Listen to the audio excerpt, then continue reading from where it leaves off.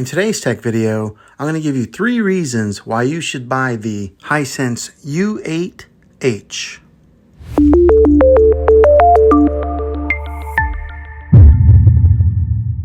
This TV has a lot to offer and is a great option for those looking for a high-quality 4K TV. It's an HDR TV with the best high dynamic range performance. With it being a well-known brand in the television industry and their products are always at the forefront of innovation, you can expect this TV to last for years to come. So here are 3 reasons why you should buy this TV. The first reason is because it has an excellent display.